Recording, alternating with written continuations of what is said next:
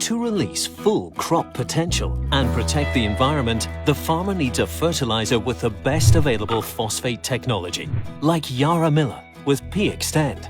P-Extend is a molecule which stimulates root development and the uptake of nutrients in a very efficient way, making Yaramila unique. Classic phosphate fertilizers are basically composed of orthophosphate.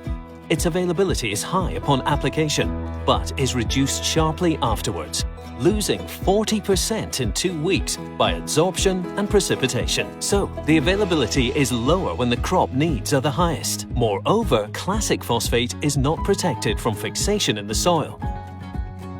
Yaramila, on the other hand, contains a perfect mix of orthophosphates and P-Extend, combining immediate availability with a long-lasting phosphorus supply.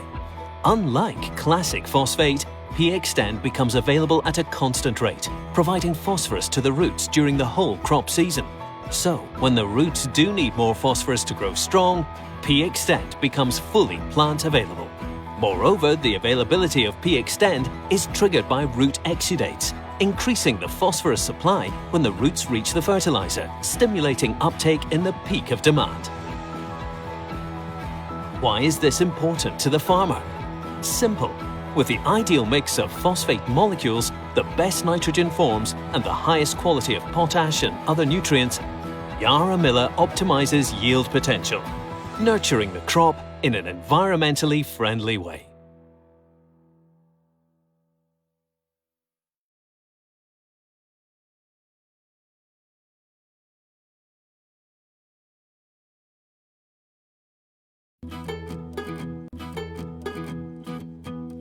To release full crop potential and protect the environment, the farmer needs a fertilizer with the best available phosphate technology, like Yaramila with P-Extend.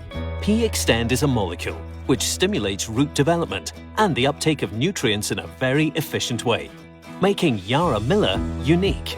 Classic phosphate fertilizers are basically composed of orthophosphate.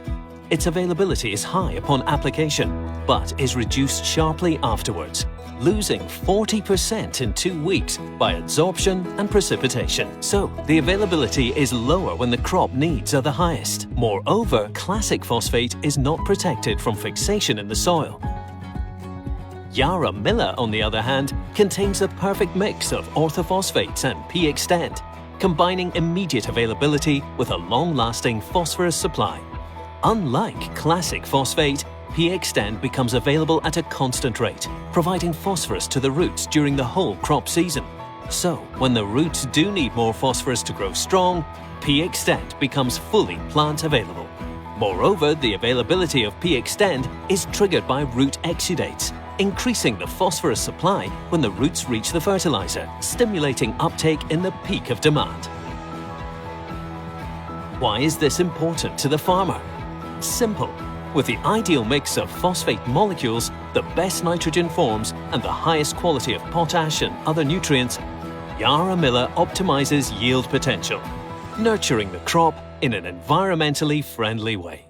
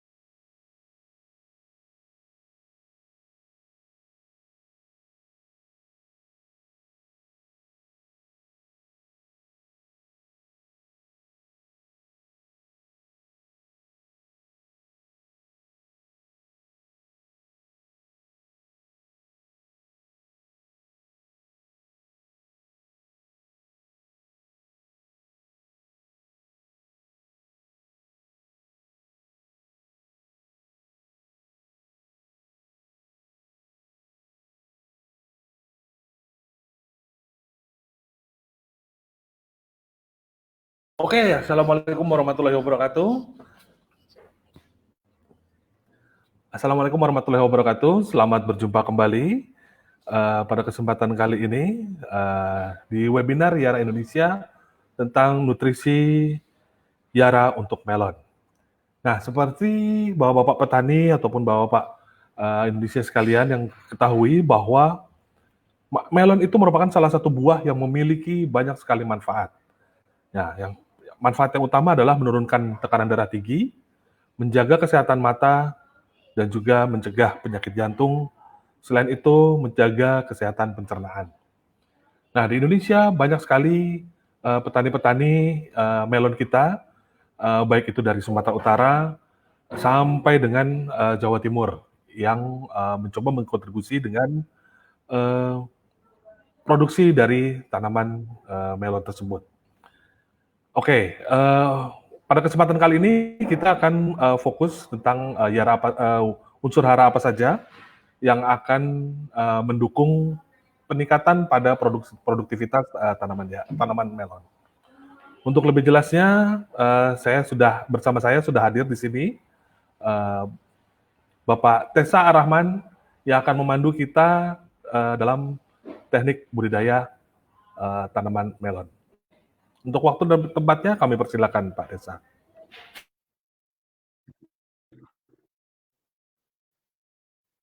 Halo, selamat sore teman-teman rekan kalian pastinya dipun ada berkumpul lagi dengan Yariza ini.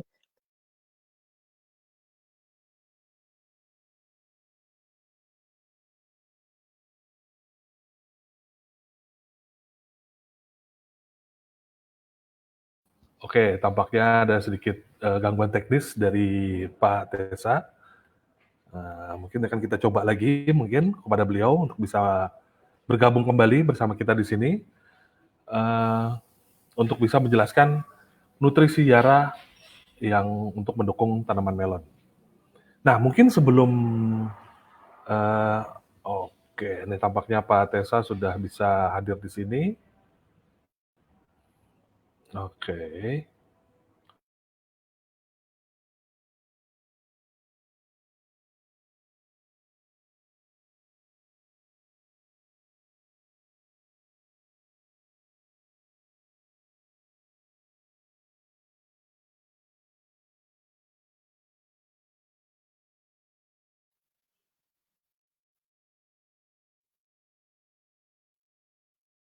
Halo Bapak, mohon gangguan di sini.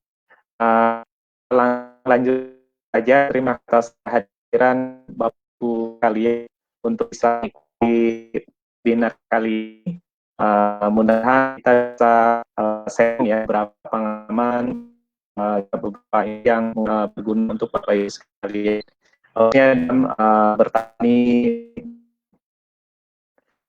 ya nanti ya kombo dicantumkan di kolom komen di saya di patahan sekalian. Apa lebih langsung masuk saja kita untuk di sesi tanaman ini kita selalu membawa untuk amat pandemi.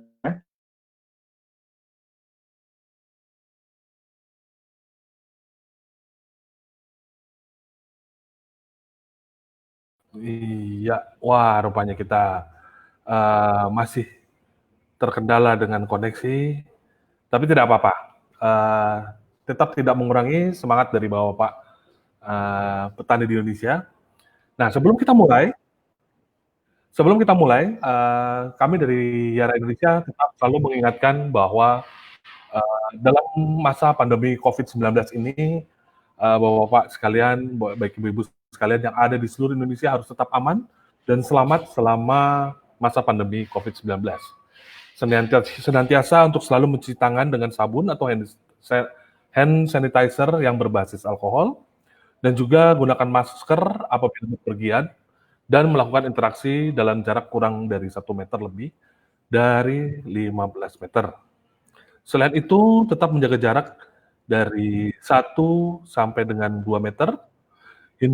Usahakan hindari terus berkerumunan, interaksi dengan banyak orang dalam waktu yang bersamaan. Nah, selain itu, hindari juga kontak dengan orang yang sakit, terutama yang mengalami demam dan juga gangguan pernapasan. Hindari juga menyentuh wajah ataupun masker tanpa mencuci tangan terlebih dahulu. Dan yang terakhir, cuci dan bersihkan tangan ketika selesai beraktivitas di luar. Mandi dan mencuci baju yang sudah digunakan. Oke, nampaknya kita sudah tersambung kembali dengan Bapak Tessa Arahman. Mungkin kita akan coba masuk.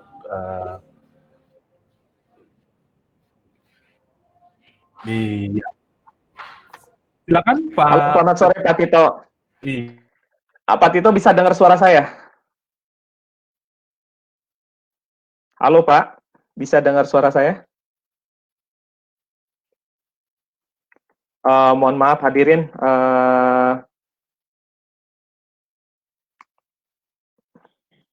sebelumnya saya cek dulu bisa dengar suara saya?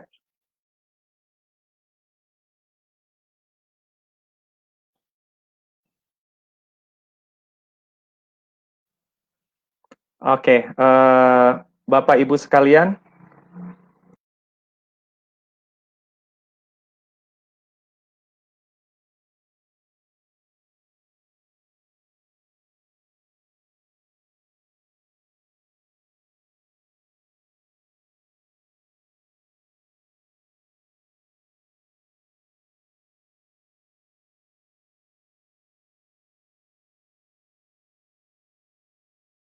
Aduh, mohon maaf sekali nih Bapak-Bapak, Ibu sekalian. Mungkin terkendala sinyal ya. Kita akan tetap mencoba menghubungi kembali. Nah, sebelum Pak Tessa akan masuk kembali, banyak permasalahan pada tanaman melon yang sering dialami oleh Bapak-Bapak Ibu sekalian. Mungkin diantaranya adalah tanaman.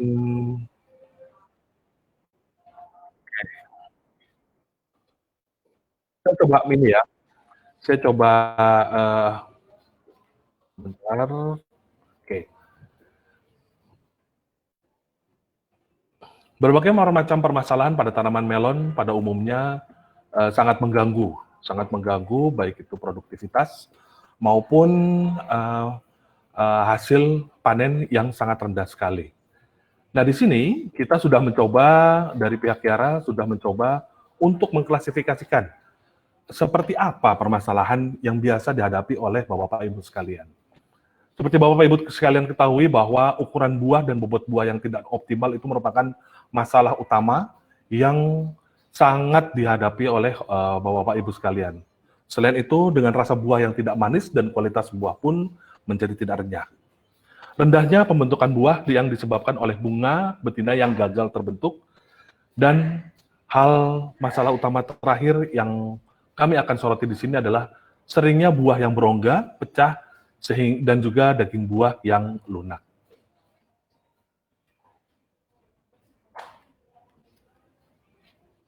Nah, teknologi apa yang coba ditawarkan oleh Yara untuk melon? Yang pertama adalah ukuran buah dan bobot yang optimal. Di Yara Indonesia, kami mencoba mengembangkan teknologi yang bisa membantu Bapak Ibu sekalian untuk bisa meningkatkan ukuran buah dan bobot yang optimal, sehingga menjadi tanaman lebih sehat, dan juga daun hijau dan menjadi tebal. Selain itu, rasa manis dan renyah juga merupakan salah satu kendala, dan kita dari Yara Indonesia sangat peduli sekali bagaimana caranya Bapak Ibu sekalian bisa meningkatkan rasa manis dan tingkat kerenyahan pada tanaman melon Bapak Ibu sekalian, sehingga memiliki kualitas yang baik untuk dijual. Nah, bagaimana caranya untuk bisa meningkatkan rasa manis dan renyah tersebut? Kombinasi hara yang tepat dan juga tekstur buah yang baik merupakan salah satu solusi agar mendapatkan rasa manis yang renyah. Selain itu, teknologi Yara yang kita coba tawarkan adalah kita akan membantu Bapak Ibu sekalian untuk mendapatkan kualitas buah yang maksimal dengan nutrisi yang tersedia pada saat masa-masa penting, dan juga dari netting yang optimal, sehingga buah pun menjadi tahan pecah.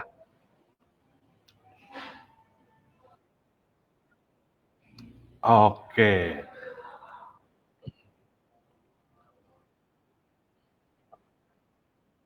Itu untuk presentasi semua. Oke, saya sebelumnya mohon maaf nih teman-teman, rekan-rekan sekalian, kita Oke, lanjut ya. dilanjutkan ya. Oke, Dilanjutkan dengan materi oke, saya. oke, Pak Tito, terima kasih. Oke, Bapak-Bapak, Ibu sekalian, tadi Pak Tito sudah list ada beberapa permasalahan penting ya, yang pastinya akan menjadi sangat panjang ya, list yang sangat panjang untuk problematika budidaya tanaman melon ya. Tetapi di sesi ini ya, khususnya kita akan bahas mengenai permasalahan-permasalahan yang kita bisa apa namanya bidang kita ya, memang di bidang crop nutrition. Jadi kita atau di bidang nutrisi ya, nutrisi tanaman.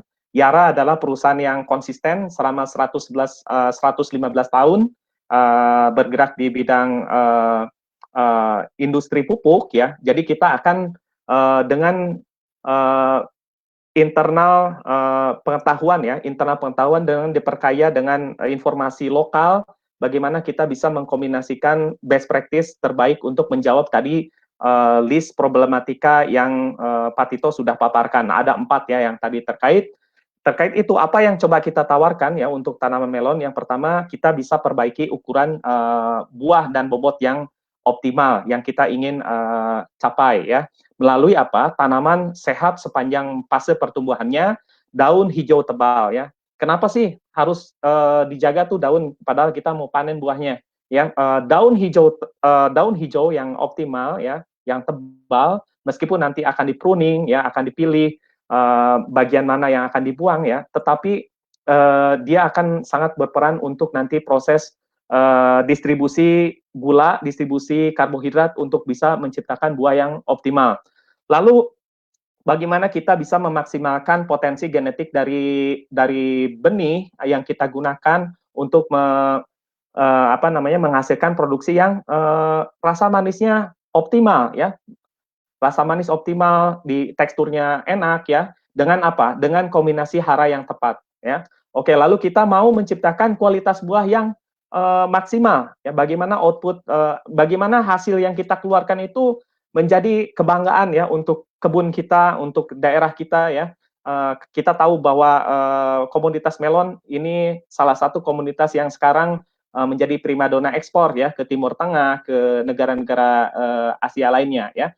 Melalui apa? Kualitas bisa ditingkatkan ya, melalui nutrisi yang siap sedia atau nutrisi yang siap untuk diserap oleh tanaman pada saat tanaman membutuhkannya. Pada saat titik tanaman akan menyerap dengan optimal ya unsur hara tersebut. Ya, contoh bagaimana nanti kita akan bisa ciptakan netting yang optimal dan buah yang tahan pecah ya. Dalam hal ini untuk pengiriman jarak jauh maupun akibat pecah di lapangan akibat kulitnya kurang fleksibel ya. Oke, kita lanjut ke slide selanjutnya, Pak Tito. Oke, pertama kita ini hanya untuk mengingatkan ya untuk teman-teman sekalian, rekan-rekan para petani dimanapun juga Anda berada, kita kenali dulu nih tanaman melon yang aslinya memang bukan dari tanaman asli Indonesia ya. Tanaman tersebut diintroduksi dari negara lain ya. Tentu saja kita harus paham. Ini hanya untuk mengingatkan bahwa tanaman melon memerlukan penyinaran matahari yang penuh. Jadi senang nih kalau penyinarannya optimal ya untuk proses metabolismenya memerlukan proses yang cepat ya.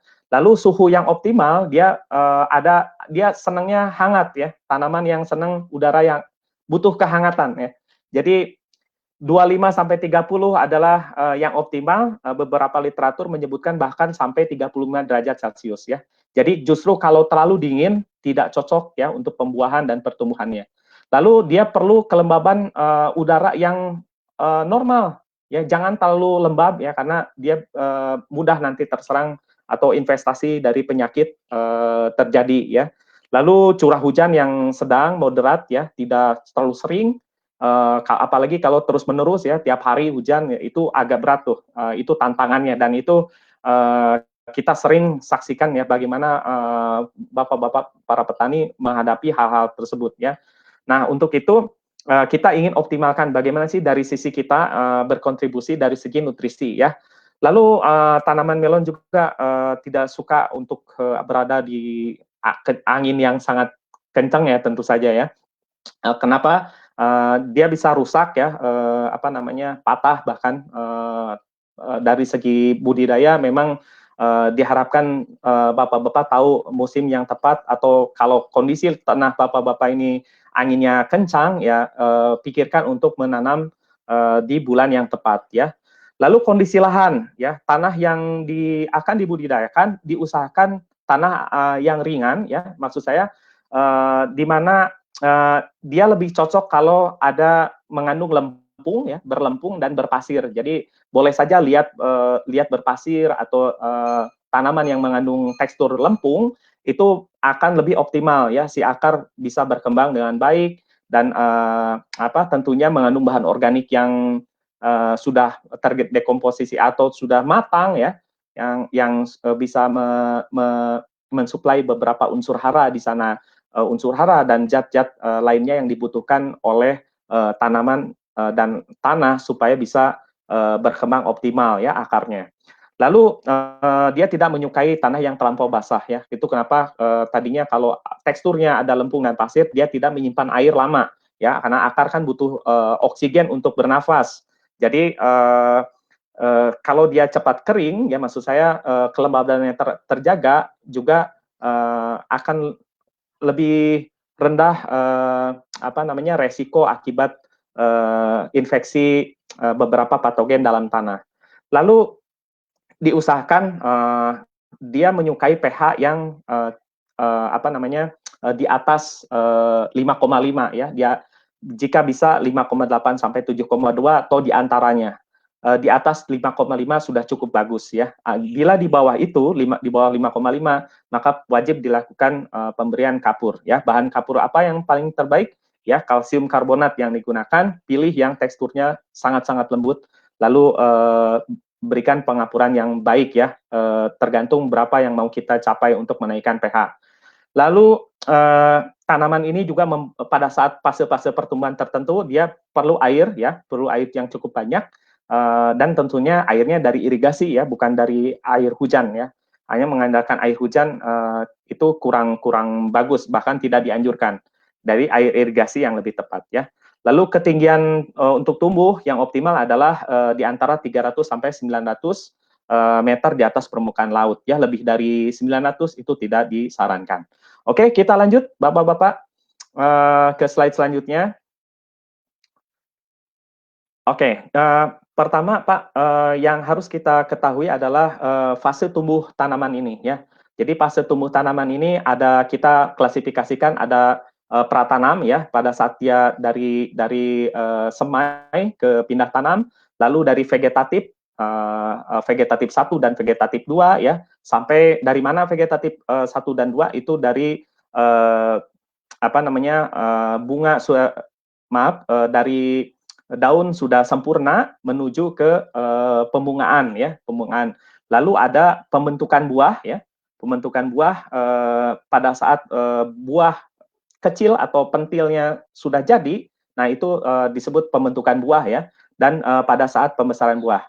Nah, ini adalah fase-fase penting ya di tanaman melon karena metabolismenya cepat, maka kita perlu tahu unsur apa atau hara apa yang dibutuhkan pada fase-fase penting ini untuk kita bisa memaksimalkan solusi kita terhadap yang tadi 4 problematika utama yang sudah kita list yang berhubungan dengan masalah nutrisi atau hara tanaman melon.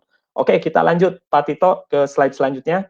Oke, Bapak-bapak, saya akan coba tidak terlalu cepat di sini ya. Ini yang harus kita lihat ya, Bapak-bapak fokus ke nama nutrisinya saja.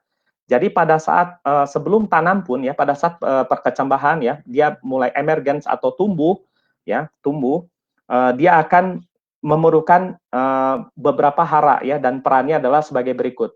Nitrogen dan kalium ya, N dan K itu mendorong pertumbuhan awalnya yang baik supaya dia tumbuh dengan bagus ya, dengan optimal. Fosfat seperti yang sudah kita pahami bersama mengoptimalkan untuk akar, kalsium untuk mempercepat pertumbuhan akar juga ya, dan daun. Tentunya lebih spesifiknya kalsium dia akan membantu perkembangan akar yang bulu-bulu akarnya ya, sedangkan fosfat adalah akar utamanya, akar primernya ya. Lalu di sini peran unsur hara mikro ada boron, mangan, zinc dan molybdenum ya, untuk memastikan pertumbuhan tunas dan pucuk yang optimal ya pada pertumbuhan muda. Oke, dari mana suplainya?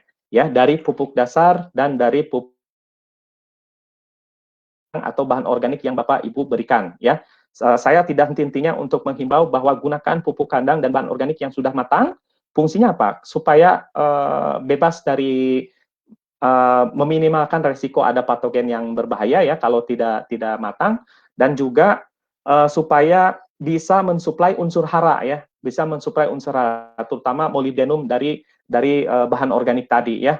Kita harapkan ada suplai dari sana. Oke, kita lanjut ke tahap pertumbuhan berikutnya adalah tahap vegetatif ya, atau vegetatif 1, di mana dari tanaman muda ke dia lebih sempurna ya, daun lebih lebar, tanaman lebih tinggi ya, dia sudah lebih sempurna daripada fase sebelumnya, maka unsur hara yang diperlukan adalah nitrogen dan fosfat ya, untuk memastikan pertumbuhan berlanjut.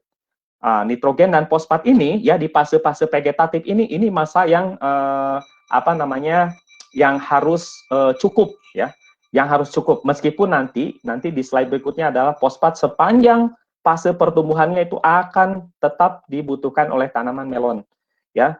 Yang pertama, nitrogen dan fosfat memastikan pertumbuhan berlanjut, dan kalium dan magnesium ya, K dan Mg untuk memaksimalkan konsentrasi apa namanya, untuk mengoptimalkan jumlah nutrisinya di jaringan daun sebelum masa pembungaan.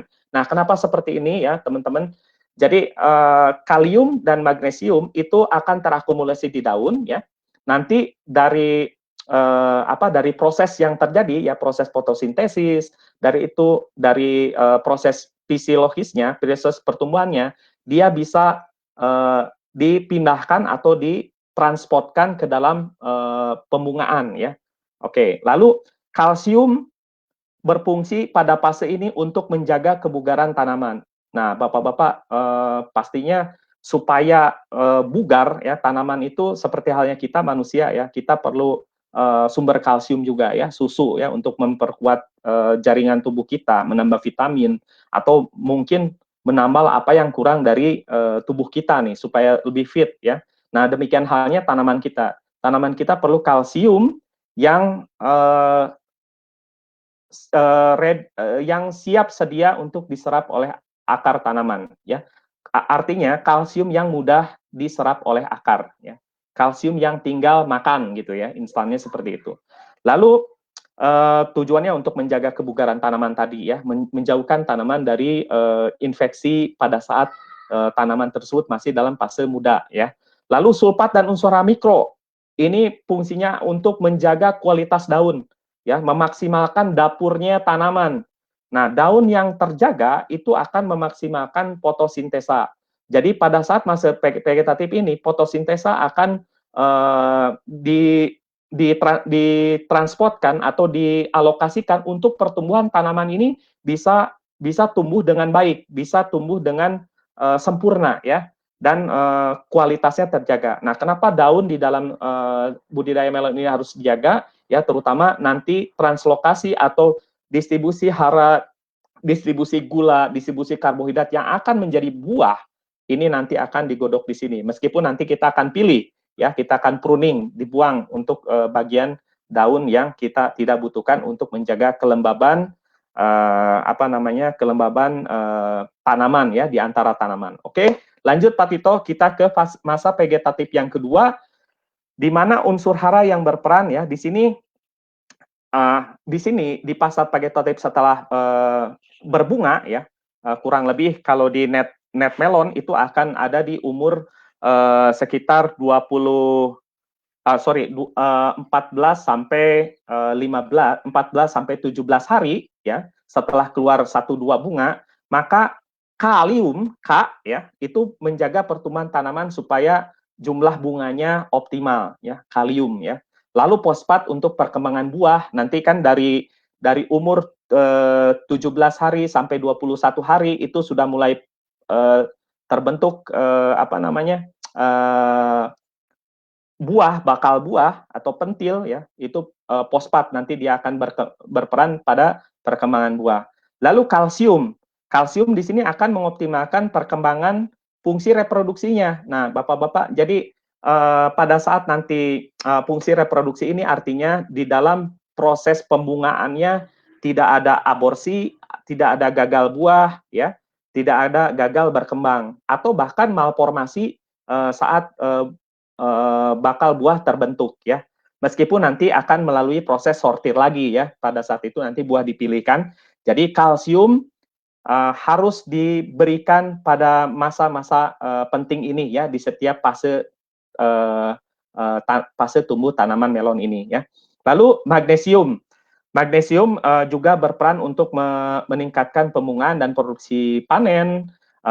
Unsur hara mikroboron dan zinc atau seng, dia akan mengoptimalkan pembentukan bunga dan buah. Jadi bunga dan buah ini butuh unsur lainnya nih, tidak hanya unsur makro ya, NPK, tapi dia akan didukung atau disupport oleh unsur hara mikro ya, sebagai unsur hara pelengkapnya. Nah, untuk mangan, molibdenum dan zinc ya, dia akan mendukung kelancaran pertumbuhannya. Nah, Bapak Ibu, unsur hara ini yang mikro ini jangan dianggap remeh ya, karena kebutuhannya itu akan menjadi faktor penghambat ya. Contohnya kalau kekurangan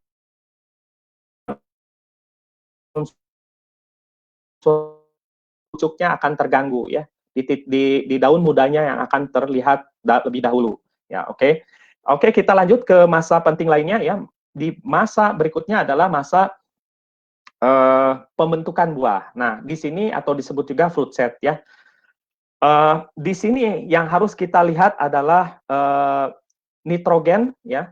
Ini sangat berperan pada pengisian buah ya. Nitrogen pengisian buah. Namun yang harus kita perhatikan, jumlah nitrogennya jangan terlalu besar ya. Jangan terlalu diberikan terlalu banyak ya. Lalu unsur hara lainnya harus diberikan adalah kalium ya. Kalium di sini fungsinya nanti di fase pembentukan buah adalah untuk mencegah buah tersebut ada abnormal ya, ada abnormalitas atau cacat pada buah. Kalium diberikan. Lalu kalsium ya, kalsium dan harus diberikan pada masa pembentukan buah ini. Ini menurut saya adalah masa terpenting. Kalsium harus diberikan supaya bisa masuk ke dalam jaringan buah ya, ke dalam jaringan buah, ke dalam jaringan buah untuk menjaga kepadatan daging dan kekuatan kulit buah. Nah, ini yang akan menjawab tadi pertanyaan atau permasalahan kita terkait kepadatan buah lembek ya, dalamnya mudah lunak ya, lalu teksturnya kurang bagus ya. Kalsium yang harus kita perhatikan untuk bisa masuk ke dalam. Lalu magnesium ya. Bila Bapak-bapak semua ya, mohon diperhatikan, ini penting ya. Jika untuk unsur hara fosfat itu di tanaman melon tidak ada masa puncaknya, jadi di setiap fase unsur hara fosfat sebaiknya diberikan ya, meskipun sedikit-sedikit tapi rutin ya, sama seperti kalsium. Tetapi untuk unsur hara magnesium lebih baik diberikan pada masa fase ini ya.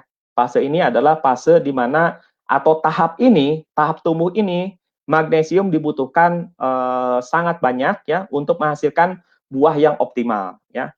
Oke, lalu boron, unsur hara mikro nih ya Pak, untuk memastikan kulit buah bagus dan penyerapan kalsium lebih optimal. Nah, kenapa? Karena boron dia adalah anion ya, dia muatannya negatif. Nah, kalau kalsium muatannya positif. Yang berlawanan jenis selalu tarik-menarik ya. Seperti laki-laki dan perempuan pasti tarik-menarik ya. Oke, lalu kalau sudah tarik-menarik seperti ini ya, kalau akar nanti menyerap, akar kan ada yang muatannya positif dan negatif. Yang positifnya dia akan menyerap boron bareng dengan kalsium ke dalam jaringan. Jadi kalsium karena sifatnya malas ada di dalam jaringan tanaman itu, unsur kalsium itu tidak mudah dipindahkan, maka dia perlu sesuatu untuk ditarik bareng gitu supaya masuk ke dalam buah. Nah, yang paling penting Bapak Ibu ya, tidak bisa unsur hara kalsium itu diberikan menjelang buah itu sudah mau masuk fase atau tahap pemasakan ya. Karena ini agak sedikit teknis ya Pak ya informasinya, tetapi saya rasa ini penting ya, ini menjadi fundamental karena ini bagaimana akan berkaitan dengan cara bagaimana kita memberi pemupukannya ya. Bapak Ibu kita tahu ya di dalam tubuh kita kan ada jaringan utama nih, jaringan nadi ya, urat-urat nadi ya, pembuluh darah yang akan mendistribusikan makanan, oksigen, vitamin, darah ya ke semua organ tubuh kita. Nah, di tanaman pun ada, disebutnya xilem dan phloem ya. Nah, pada saat nanti kalau unsur hara contoh kalium, unsur hara kalium itu dia bergerak di dalam tanaman dengan xilem dan phloem atau pembuluhnya. Pembuluhnya ada dua untuk bisa masuk ke semua jaringan tanaman. Tetapi unsur kalsium dia hanya bergerak pada dia bisa masuk ke dalam buah melalui jaringan xilem. Nah, pada saat matang masa pemasakan, si jaringan xilem ini akan menutup. Jadi kalsium nggak bisa masuk nih. Nah, untuk itu ya, Bapak Ibu, kalau sudah mau menjelang sudah masuk ke fase matang di mana nanti kadar gula terakumulasi di sana, kalsium itu harus masuk duluan. Ya, harus masuk duluan. Harus kita pastikan kita supply dengan baik ya sebelum di fase ini. Karena kalau sudah atau masuk ke masa pematangan, maka kalsium tidak bisa masuk lagi ke dalam daging buah ya, karena si xilem-nya udah nutup. Nah, beda dengan kalium. Kalium itu bisa masuk melalui xilem pembuluhnya dan melalui phloem ya. Jadi lewat dua jalan. Meskipun ketutup sama xilem nanti nggak masuk lagi, lewat phloem dia bisa masuk. Jadi kalium untuk pembesaran buah dan pematangan nanti dia akan lebih berperan. Nah, kalsium ini nggak bisa lagi. Makanya harus kita berikan pada saat fase yang tepat, pada saat kebutuhan tanaman sangat tinggi. Oke, kita lanjut Pak Tito ke selanjutnya, yaitu pada fase pembesaran dan pengisian buah ya. Jadi nitrogen lagi-lagi di sini dibutuhkan Pak, dibutuhkan ya. Jangan kira pada saat karena ini udah mau masuk buah, jadi kita nggak perlu lagi nih kasih nitrogen. Nah, nggak seperti itu Pak. Yang jelas nitrogen itu sama seperti fosfat ya, pada fase-fase dia tidak mengenal fase, hanya jumlahnya yang harus diberikan sedikit ya, tidak terlalu banyak porsinya ya. Oke, jadi diberikan jumlah yang sedikit untuk memastikan pengisian buah dan kandungan gula Pak. Jadi nitrogen juga kalium bukan satu-satunya faktor untuk menentukan tingkat kemanisan atau Brix-nya ya, atau tingkat kadar gula di dalam buah. Nitrogen juga berperan ya, nitrogen juga berperan. Nah, nanti kita ada informasi seperti apa sih nitrogen yang baik untuk meningkatkan kadar gula. Oke. Lalu kalium di sini fungsinya akan di fase ini akan mengoptimalkan jumlah kadar kalium ya di buah ya. Nah, Bapak Ibu sekalian, kalau tadi kalsium banyak terakumulasi di daun ya. Nah, kalsium ini kalau di buah itu hanya 15% dari total serapannya. Tetapi kalau kalium dia sangat besar di buah ya. Dia sangat besar di buah. Artinya dia sangat berperan penting tuh kalium ya, K ya. Oke, lalu kalsium di sini akan mempertahankan kepadatan, kekuatan buah dan mengurangi resiko busuk ya, terutama yang khas gejala busuk di dalam budidaya melon atau di dalam tanaman buah itu adalah busuk ujung buah atau blossom and rot ya, di ujungnya ada seperti busuk ya, hitam. Nah, kalau itu gejala tipikal gangguan fisiologis tanaman ya, bukan disebabkan oleh penyakit ya. Jadi mau pakai obat apapun nggak akan bisa karena memang itu bukan disebabkan oleh penyakit ya. Makanya sebelum terjadi harus betul-betul disuplai dulu dengan baik ya. Lalu boron boron di sini akan berfungsi untuk memastikan buahnya ini matangnya rata, Pak. Ya, jadi unsur hara boron ini bisa kita optimalkan suplainya supaya Bapak bisa mencapai tingkat kematangan rata. Ya, mungkin oke lah, sudah umum lah kita pakai sejenis hormon untuk membantu apa namanya pemasakan. Oke, itu tidak apa-apa ya, tidak masalah gitu. Itu namanya Bapak bertani memang bisnis ya. Tetapi kalau Bapak mau secara alami ya untuk membantu pemasakan ya nitrogen tadi, kalium, boron ya, boron untuk memastikan pematangan buah merata dan persediaan kalsium di buah itu tercukupi ya supaya mencegah hal-hal gangguan yang tadi kita tidak inginkan. Lalu magnesium, besi, mangan dan zinc ini akan membantu mempercepat kesehatan untuk mempercepat masa pembesaran dan pematangan buah juga berperan untuk menjaga kesehatan tanaman supaya tetap optimal ya. Oke, lanjut Tatito. Kita akan lihat untuk catatan pentingnya Pak ya yang harus kita sama-sama kita masukkan ya ke dalam catatan kita ya. Ini yang pentingnya bahwa Bapak Ibu untuk budidaya manajemen hara di budidaya tanaman melon yang harus diperhatikan jika ada defisiensi ya nitrogen dan fosfat di masa setelah keluar bunga ya, setelah masa pembungaan itu tidak akan bisa menyebabkan tidak bisa mengkoreksi ya atau bisa merubah hasil akhirnya ya. Jadi kalau bisa nitrogen dan fosfat ini harus cukup pada masa vegetatif tadi ya. Jangan sampai setelah masa pembungaan kurang dua unsur ini karena nanti kalau kekurangan di awal ya, fase awal itu dia di hasil akhir kita tidak bisa lagi membantu banyak ya. Jadi jangan sampai kalah start, jangan sampai kalah jangan sampai kalah untuk memulai ya dengan tanaman karena tadi metabolismenya atau pertumbuhannya cepat. Jadi nitrogen dan fosfat berikan di masa vegetatif ini harus tercukupi sebelum nanti setelah pembungaan kita tidak bisa melakukan apapun dan kehilangan hasil panen atau bentuk buah tidak optimal ya. Oke, lalu untuk kalsium ya, kalsium ini Bapak jangan ngarep-ngarep ada gejala defisiensi kalsium terlihat di daun. Ya, ingat Bapak Ibu, tadi kan kita udah setuju nih ya, atau setidaknya saya yang tadi menyampaikan bahwa kalsium itu kan banyak terakumulasi di daun. Ya, terakumulasi di daun. Kalsium itu akan banyak terdapat di daun gitu serapannya. Nah, nanti yang cilakanya nanti kalau buahnya ya, yang di buahnya defisiensi atau kekurangan kalsium. Nah, kalau kekurangan kalsium di buah kan kita tidak bisa berbuat banyak ya.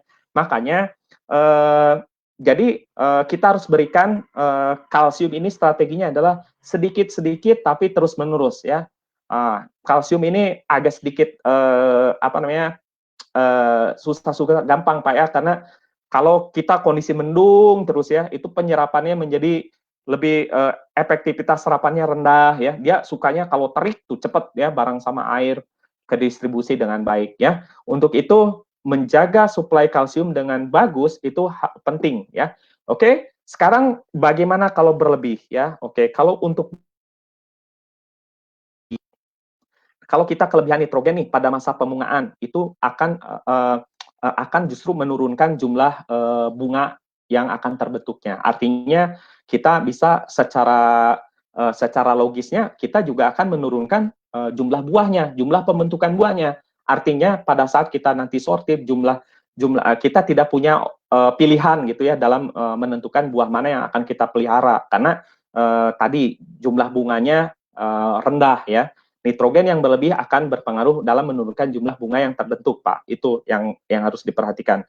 Lalu nitrogen yang berlebih juga beresiko kalau di fase nanti pembesaran tadi ya, buah nanti akan banyak yang cacat dan rusak, tidak tahan simpan lama, ya. Oke, makanya Bapak Ibu selalu gunakan ya bahwa nitrogen ini suplainya kan bukan hanya dari pupuk kimia saja. Dari pupuk kandang juga itu mensuplai unsur hara. Unsur hara apa yang disuplai? Ya banyak unsur hara lengkap salah satunya nitrogen. Nah, kalau nitrogennya dalam kondisi yang pupuk kandangnya tidak matang, maka nitrogennya yang banyak adalah dalam bentuk amonium tadi yang cepat terserap. Makanya ini yang tidak kita inginkan ya. Gunakan selalu pupuk kandang dalam jumlah yang rasional ya. Yang penting matang, Pak. Itu saja. Oke, kita lanjut ke slide berikutnya. Oke, kita lihat. Jadi begini, Pak.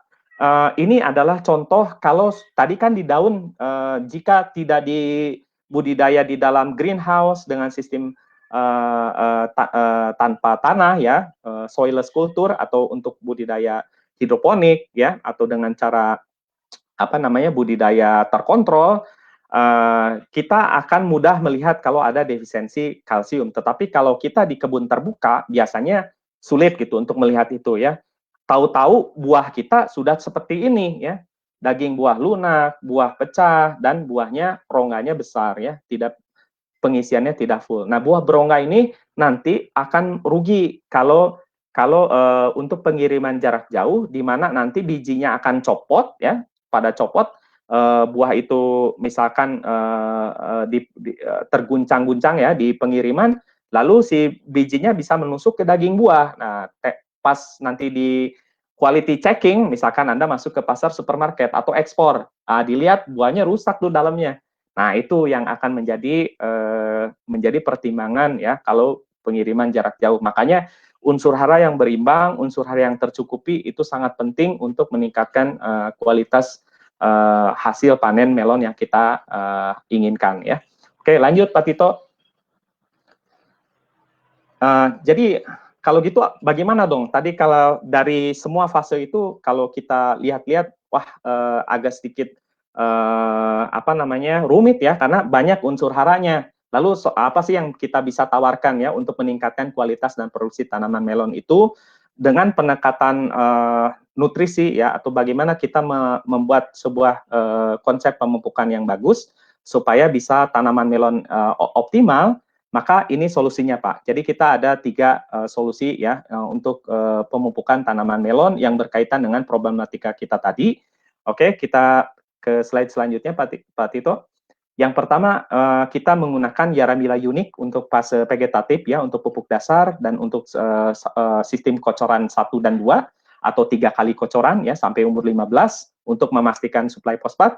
Lalu kita gunakan Yaramila kompleks. Yaramila kompleks ini Bapak jangan khawatir, di dalamnya ada boron, ada magnesium, ada sulfur, ada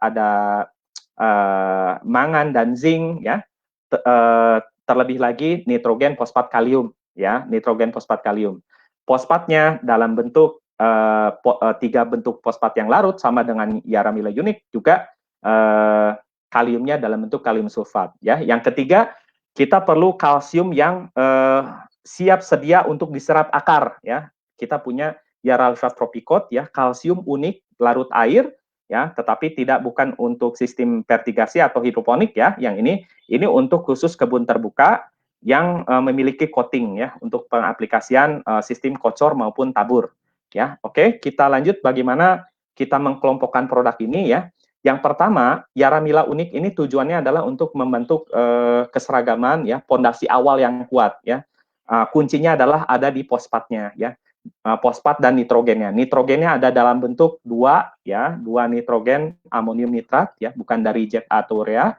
Lalu dari fosfatnya mengandung 3 fosfat yang sangat larut air ya, sangat mudah tersedia pada saat yang bersamaan, tidak mudah cepat hilang ya, polifosfat, ortofosfat dan PX10.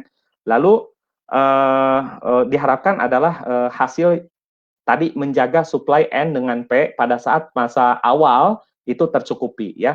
Lalu berikutnya Yaramila kompleks yang kita harapkan ya bisa mensuplai sumber kalium terbaik ya, kalium terbaik dari kalium sulfat dan unsur hara mikro yang lengkap ya. Karena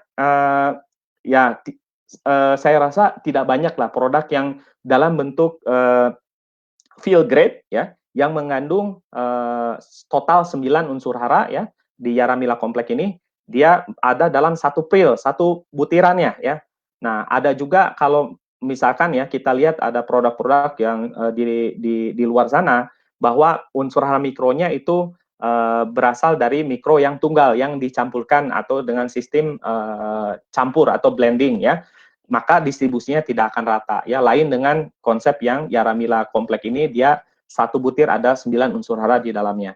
Yaitu kita harapkan bisa meningkatkan bobot dan ukuran ya buahnya, serta membuat rasa lebih manis. Tentu saja lebih manis karena ini bukan dari kalium klorida atau KCl ya, kaliumnya dia berasal dari kalium sulfat atau SOP ya, SOP atau non klor. Jadi ini sangat aman ya untuk dan sangat cocok untuk tanaman melon. Lalu suplai kalsium Yaralipa tropicot. Apa sih Yaralipa tropicot ya? Tropicot ini dia kalsium nitrat ya, dia mengandung kalsium dan nitrat. Nah, kalsiumnya ini adalah yang saya pandang paling ekonomis yang ada di levelnya ya.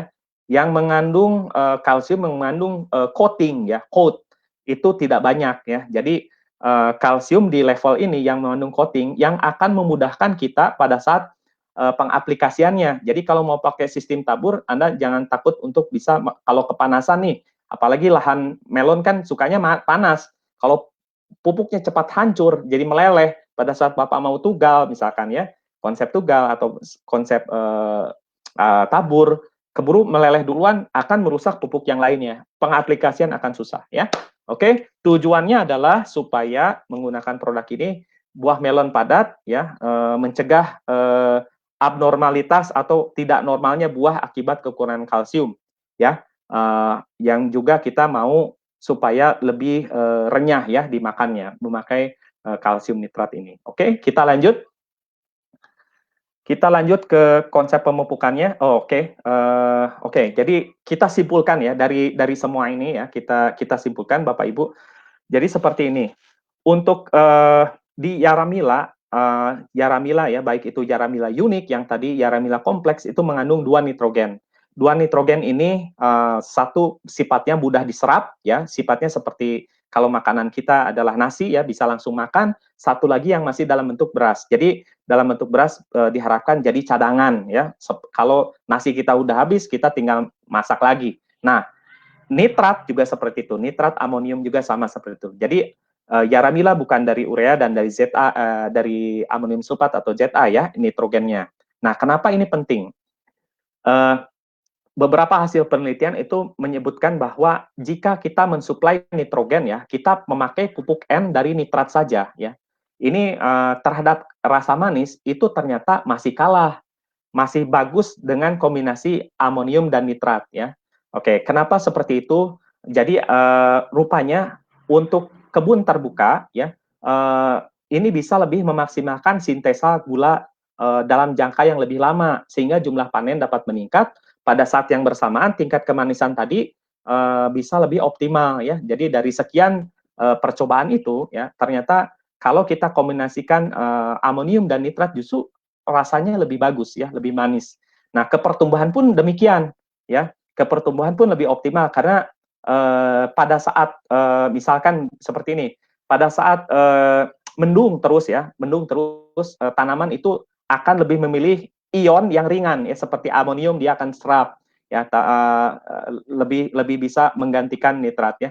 Pada saat nanti cuaca panas mungkin dia bisa akan mengambil nitrat ya supaya reaksinya lebih cepat. Artinya dua-duanya bisa saling melengkapi ya. Oke. Lalu yang berikutnya adalah Yaramila mengandung 3 jenis fosfat yang mudah tersedia ya, yang jika Bapak Ibu ikut webinar Yara sebelum ini ya, di dalamnya ada tadi ya yang mungkin videonya sudah dirilis sama Pak Tito ya. Jadi ada polifosfat, ortofosfat, PX10 ya. Ya, ini yang akan memastikan yang pertama semua fase tumbuhnya itu tercukupi ya oleh 3 fosfat ini. Ya, fosfat ini kualitasnya sangat bagus ya sehingga bisa memaksimalkan serapannya. Nah, Bapak tadi lihat ya di slide yang sebelumnya, di setiap fase itu fosfat itu selalu ada dibutuhkan. Nah, Yaramila bisa memastikan suplai fosfat ini cukup ya. Lalu fosfatnya dia akan berperan untuk kematangan buah, pembentukan netting ya. Tidak sepenuhnya benar kalau misalkan pada saat netting harus pemupukan dihentikan karena takut pecah ya. Yang bisa dilakukan adalah kita memilih produk yang seimbang unsur haranya ya, atau melakukan sistem tugal ya, seperti teman-teman petani di Jember dan sekitarnya lakukan ya. Salam untuk bapak-bapak semua di Jember ya. Lalu dia fosfat ini akan berperan pada kematangan buah ya, berperan pada pembentukan bakal buah dan ketebalan kulit atau netting. Jadi penyelesaiannya nih. Jadi fosfat harus cukup ya. Lalu ini secara umum fitur Yaramila. Dari Yaramila unik, Yaramila kompleks ini sudah memiliki 3 fosfat ini. Berikutnya Yaramila kompleks akan mensuplai kalium non-klor ya, yang dari SOP untuk mengoptimalkan bobot dan ukuran buah ya, juga akan meningkatkan rasa manis ya, karena kalau dari klor tadi ya, itu akan menyerap air ke buah sehingga buah menjadi rasanya lebih tawar. Artinya Brix-nya lebih rendah ya. Oke, lalu konsentrasi gulanya tadi lebih encer ya, berarti ya kalau banyak air. Nah, pupuk ini juga dilengkapi oleh unsur hara mikro, boron, mangan, dan zinc, Bapak Ibu. Jadi Bapak Ibu tidak usah tambahkan lagi pupuk mikronya nih, karena di NPK kompleks ini sudah cukup semua. Lalu terakhir Yaralipa Tropicot ya, yang ini sumber kalsium larut air terbaik ya. Nah, ingat Bapak Ibu tadi pastikan ya, karena kan si kalsium tadi kalau sudah menjelang nanti udah masuk masa matang nih ya, mature gitu ya, udah dewasa, buahnya kalsium udah nggak bisa masuk lagi. Makanya harus diberikan sesering mungkin di fase-fase awal sebelum tadi ya. Oke, lalu strategi pemupukannya seperti apa? Oke, kita lanjut saja ya. Pupuk dasar pakai 40 gram per tanaman untuk Yaramila unik 16-16-16. Artinya kalau Bapak nanamnya 1000 pohon berarti 40 kilo pupuk dasar yang harus Bapak aplikasikan ya. Bagaimana aplikasikannya? Tabur di bedengan, sebelum bedengan dijadikan ya Pak ya, tabur, lalu di mix, boleh ya, di mix, sesuaikan ya. Misalkan 40 gram per pohon, berarti kalau satu bedengan Bapak ada misalkan 50 pohon, 40 kali 50 berarti 200 gram. 200 gram Bapak tabur di situ ya Pak ya. Lalu setelah umur pengecoran pertama ya, ini ada 2 ya, banyak dan mulai dari 7 hari, tapi kami kalau dengan dosis kami ini umur 5 hari kita mulai bisa kocor ya dengan dosis yang rendah. 1,5 kilo Yaramila unik ditambah 1 kilo Yaralipa Tropicot, artinya 2,5 kilo per 200 liter air ya. Untuk rekomendasi single vine itu satu tanaman yang dipelihara, ini sangat cukup ya, sangat cukup. Nah, untuk 5, 10, sampai 15 hari, dosis 2,5 kilo total per drum 200 liter air, berikan per tanaman 200 mili ya, 200 cc per tanaman. Nah, pada saat umur 5-10 itu boleh di lubang mulsa, tetapi saat 15 hari ke atas, jika Bapak ada lubang di antaranya, di antara tanaman ya, buat lubang lagi akan lebih efektif. Jadi jangan kocor di lubang yang sama lagi karena akarnya sudah berkembang ya. Jadi berikan pada lubang yang berbeda. Lalu umur 20 sampai 25 Bapak ganti tadi pupuk Yaramila uniknya pakai Yaramila kompleks ya. 2,5 kilo Yaramila kompleks ditambah 2 kilo Tropicot ya. Tropicot ya. Jadi 4,5 kilo total Bapak sudah supply 6 sehat 10 sempurna tuh ke dalam tanaman itu ya. Jadi di fase 20-25, di mana fase 20-25 itu kan fruit set ya, pada saat fruit set, pada saat pembentukan bunga, pembentukan buah. Nah, tadi Bapak sudah tahu pembentukan buah unsur hara apa, perannya apa, ini sudah disuplai oleh Yaramila kompleks dan Tropicot. Dan di umur 30-35 ya, 30 sekali, 35 sekali pakai 4 kilo Yaramila kompleks, 2 kilo Yaralipa Tropicot, jadi 6 kilo per drum 200 liter, berikan per tanaman 200 mili ya, 200 cc di lubang yang berbeda tadi kalau bisa. Lalu 40 dan 45 itu adalah pemupukan terakhir, dosisnya naik ya Pak ya, 5 kilo Yaramila kompleks dan 2 kilo Yaralipa Tropicot ya.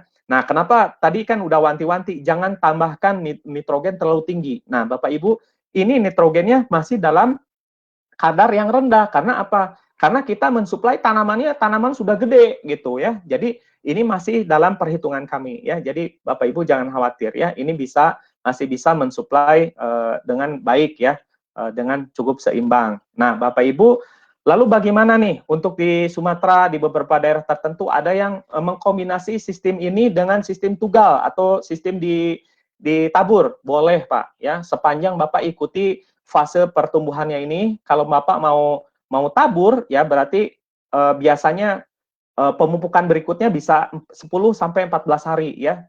Tidak usah 5 hari sekali. Ini konsep kocor atau sistem pemupukan kocor itu untuk pemupukan yang lebih intensif tadi ya, sedikit-sedikit tapi rutin terus-menerus. Kalau mau pakai sistem taburan tidak masalah selama Bapak gunakan produk ini supaya dipastikan unsur hara yang diberikan adalah unsur hara yang kita perlukan untuk tanaman melon. Oke, kita lanjut. Selanjutnya saya rasa itu sudah semua Pak Tito. Nah, untuk lebih jelasnya teman-teman, bapak-bapak sekalian dimanapun Anda berada, kita sudah siap tim agronomi Siara di Sumatera Utara dan di Jawa Timur yang akan memperlihatkan bagaimana sih aplikasi dan bagaimana kondisi di lapangan tanaman yang menggunakan produk Yara ya Pak Tito. Saya serahkan ke Anda karena takutnya udah terlalu sore hujan di sana ya. Silakan Pak Tito.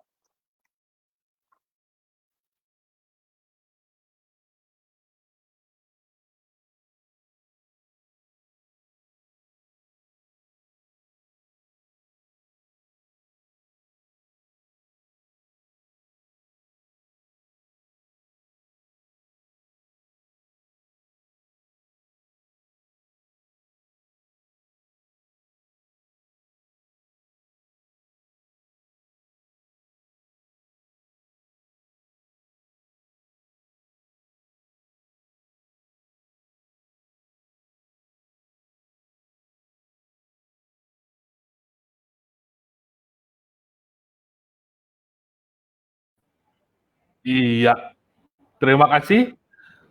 Iya, terima kasih kepada Pak Tessa yang sudah tadi menceritakan secara gamblang apa saja yang sudah menjadi kebutuhan dari unsur hara untuk tanaman melon. Nah, sebelum kita lanjutkan, kita masih ada lagi dua petani yang sudah siap di lahan, baik itu dari petani di Sumatera Utara maupun dari petani Jawa Timur. Saya ingin mengingatkan kembali bahwa penggunaan Yaramila unik pada tanaman melon akan mempercepat pertumbuhan dan pertumbuhan tanaman menjadi lebih seragam.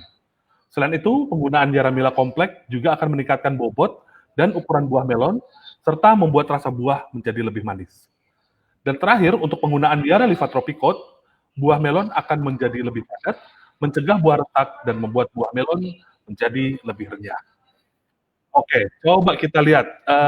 Selanjutnya, saya coba arahkan kepada rekan kami, Bapak Wiwin.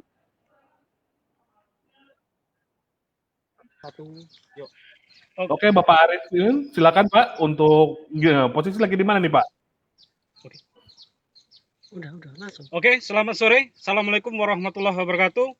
Salam petani Yara Indonesia. Perkenalkan, nama saya Wiwin Arif Saputra. Saya adalah sales agronomis PT Yara Indonesia untuk wilayah Sumatera Utara, Lowland. Pada kesempatan yang berbahagia ini, saya ingin memperkenalkan lokasi tanaman melon persisnya di Desa Maligas Permai, Kecamatan Gunung Malena, Kabupaten Simalungun. Pada kesempatan berbahagia ini, kami ingin berbagi pengalaman dengan kawan-kawan khususnya petani melon yang ada di Indonesia. Mungkin saya akan memperkenalkan langsung dua petani yang sudah sangat familiar terhadap penggunaan produk Yara khususnya untuk tanaman melon. Mari kita saksikan bersama. Oke, Assalamualaikum Mas. Ya, apa kabar? Ini yang pertama adalah Bang Dedi. Beliau adalah petani melon. Silakan memperkenalkan diri, Bang. Perkenalkan, nama saya Frediwan Saputra, biasa dipanggil dengan Bang Dedi. Saya petani melon dari Desa Sukadamai, Kecamatan Sebamban, Kabupaten Serdang Bedagai. Kebetulan saya di sini bersama teman saya di Desa Maligas Permai, Kabupaten Simalungun, di lokasi tanaman melon Mas Hartono. Biasa saya ini menggunakan pupuk yaitu pupuk Yara. Kebetulan saya sudah hampir 13 tahun menggunakan pupuk Yara, dan Yara itu tidak ada duanya.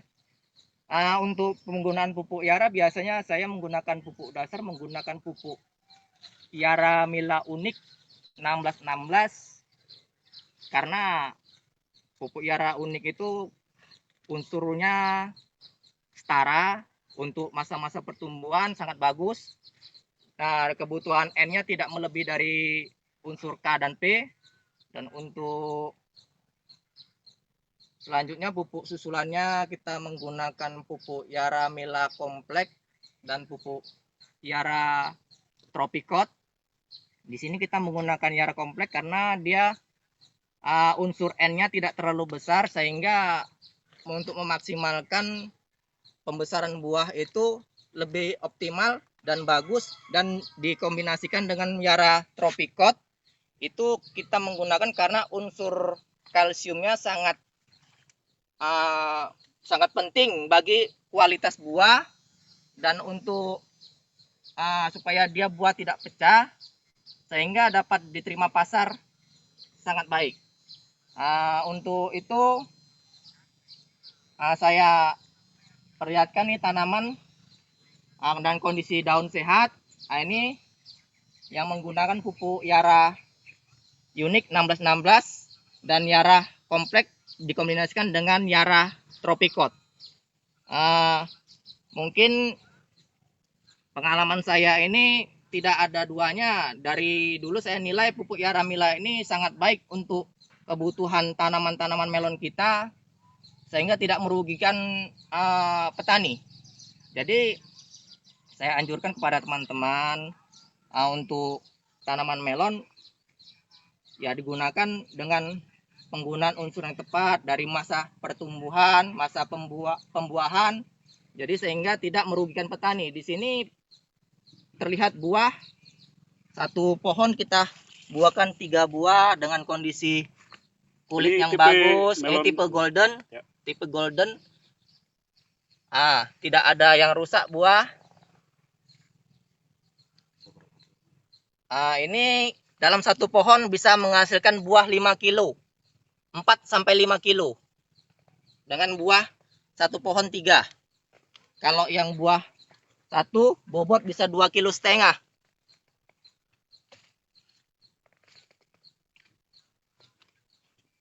Ya mungkin itu saja yang bisa saya sampaikan. Kurang lebihnya saya ucapkan terima kasih. Salam petani milenial Yara Indonesia. Oke, terima kasih kepada Bang Dedi.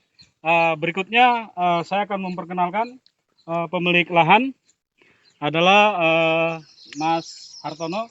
Silakan memperkenalkan diri, Mas Hartono. Assalamualaikum warahmatullahi wabarakatuh. Selamat siang menjelang sore, petani seluruh Indonesia, terutama petani melon. Perkenalkan, nama saya Hartono, alamat di Desa Maligas Permai, Desa Negeri Malela, Kecamatan Gunung Malela, Kabupaten Simalungun, Sumatera Utara. Di sini bertepatan saya sebagai petani, pemilik lahan yang berada di sini. Di sini saya sedikit menyambung dari pembicaraan yang telah diutarakan Mas Dedi, rekan saya. Di sini kita bicara masalah kualitas buah. Untuk kepuasan, ya alhamdulillah kita sebagai petani merasa puas dengan hasil yang kita dapatkan. Karena di sini dalam satuan 400 meter persegi kita mampu menghasilkan sekitar 1 ton sampai dengan 1 ton 200 per kilonya, per pohonnya. Dalam arti jumlah tanaman per 200 meter persegi, di sini populasi kita kurang lebih di 300 tanaman. Jadi bisa kita kalkulasi 300 dikalikan dengan rata-rata per pohon sekitar 4 kilo. Apabila kita buahkan 2, rata-ratakan di 2 kilo. Jadi hasil tonasi yang kita capai kurang lebih di 1 ton sampai di 1 ton 200. Jadi alhamdulillah dengan kualitas nutrisi yang tepat, di pemasaran buah kita berkualitas tinggi. dengan nutrisi yang cukup, warna buah, terutama untuk warna kulit dari sisi luar, lebih nampak cerah. Pada saat sekarang ini, melon kita berusia 50 hari. Jadi kurang lebih 20 hari lagi menjelang masa panen. Alhamdulillah di tingkat pemasaran cukup diterima dengan respon positif. Dalam arti dengan daging yang cukup tebal ataupun dengan rasanya crispy. Rasanya cukup crispy dan tekstur warna buah lebih cerah dan bricksnya juga mencapai 13 atau sampai 14 brick. Jadi kita sebagai petani juga menjaga link sampai ke pemasaran. Apabila buah kita cukup terjaga kualitasnya, ya alhamdulillah di pasaran cukup bisa diterima dengan konsumen. Ya mungkin cukup sedemikian sedikit penjelasan dari saya. Wassalamualaikum warahmatullahi wabarakatuh. Oke, silakan Bang Dedi. Nah, baik, itu mungkin sekedar testimoni dari petani melon yang menggunakan produk ERA.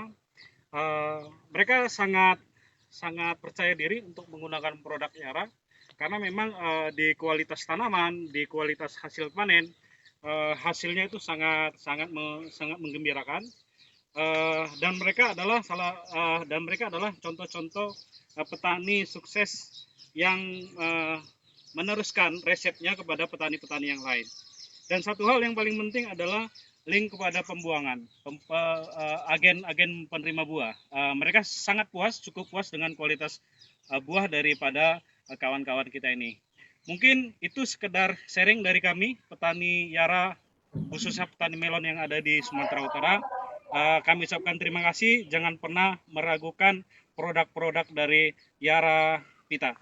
Maaf, saya ulangi, jangan pernah meragukan dari produk-produk dari PT Yara Indonesia. Demikian mungkin dari kami, terima kasih. Salam petani Yara Indonesia, salam petani milenial. Iya.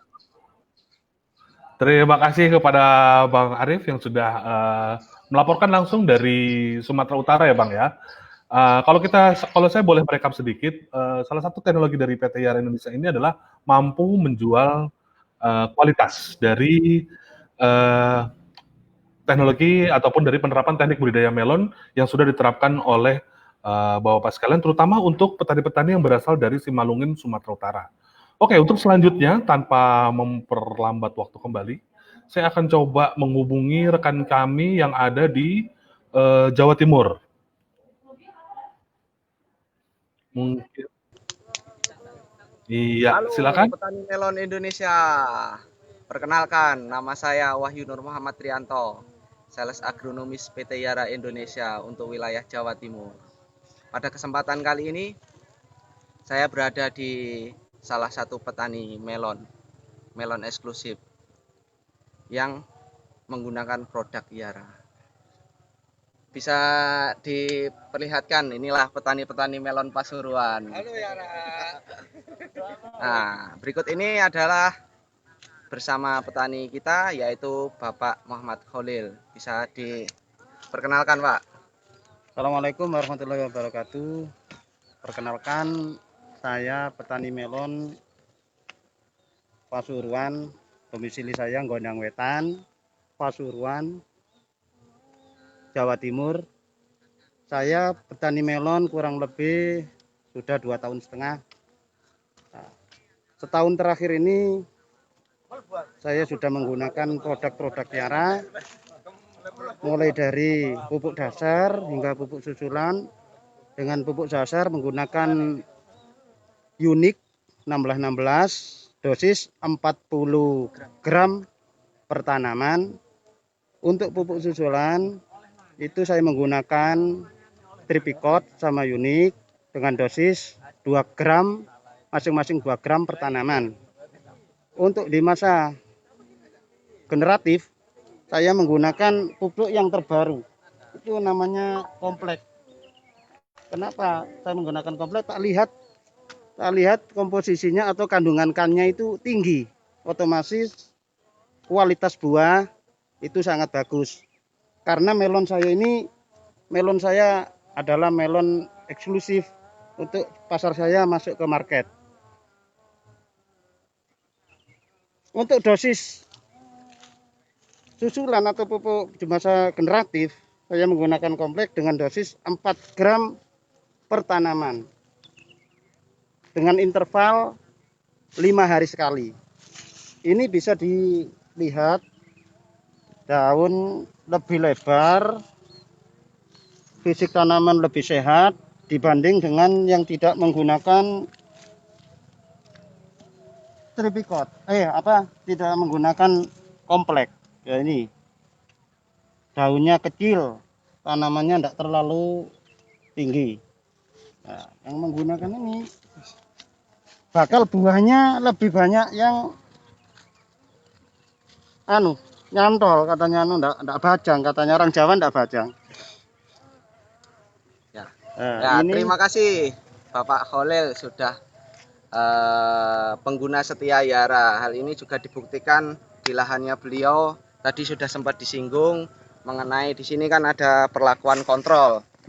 Nah, sebelah kanan saya ini perlakuan Yara, sebelah kiri saya ini kontrol. Jadi ini full Yara, Yara Unik 1616, Yara Liva Tropicode dan Yara Mila Komplek. Kalau yang ini beliaunya menggunakan pupuk 1616 produk lain. Di sini bisa dilihat dari performa tanaman sendiri, bongsor dari tingginya saya sudah menyampai lanjaran, sedangkan yang menggunakan produk selain Yara pertumbuhannya kurang begitu maksimal. Nah, dari segi daun ini bisa dilihat perbandingan tangan saya ini dengan menggunakan Yara. Kalau ini dengan produk yang lain, nah ukurannya dia lebih kecil. Di sini sendiri patogen berupa jamur downy mildew juga sudah mulai naik. Calon bunga memang normal, calon bunga betina normal, tapi dari segi ukuran calon bunga dia masih kecil, paling besar seibu jari. Sedangkan yang menggunakan produk Yara bisa dipastikan ini calon buah yang sangat bagus dengan bentuk oval, mulus, ukurannya juga seragam. Nah, yang sebelah ini dengan metode topping, jadi dipotong tunas pucuk. Jadi untuk petani-petani melon Indonesia ini ada beberapa trik sebenarnya dalam budidaya melon. Salah satu ini cara yaitu penghematan bibit, yaitu dengan memotong tunas pucuk. Nah, kali ini kita akan mempraktekkan bagaimana sih memilih buah yang baik. Nah, di sini kan kita bisa dilihat. Nah, ada sudah kita pastikan. Yang dipelihara tentunya antara ruas daun ke-7 sampai ke-10. Nah, ini sudah diseleksi untuk daun ke-7 ke bawah.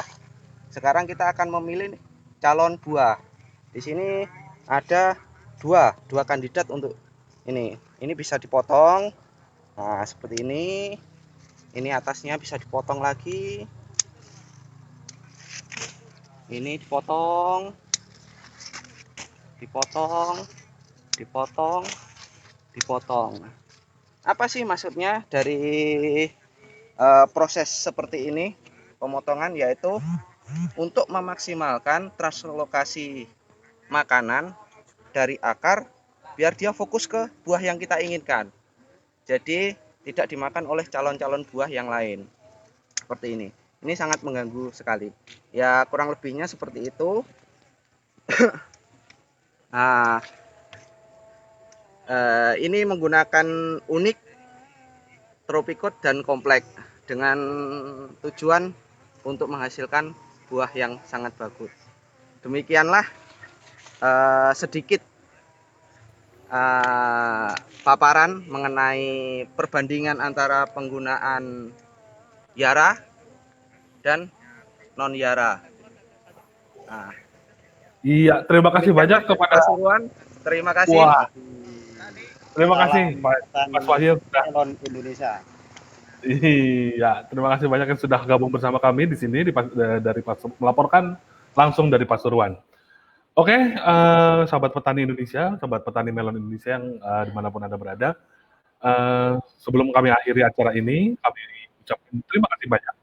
Dan tidak bosan-bosannya kami bicara kepada Bapak sekalian, apabila ada terdapat pertanyaan, silakan langsung tulis di kolom komen dan nanti pihak akan langsung menjawab pertanyaan. Oke, Bapak Ibu sekalian, terima kasih banyak. Sekali lagi kami ucapkan terima kasih banyak atas waktunya. Semoga produksi Bapak Ibu sekalian bisa terus meningkat dan bisa lebih sejahtera lagi untuk petani-petani Indonesia. Wabillahi taufiq wal hidayah. Assalamualaikum warahmatullahi wabarakatuh.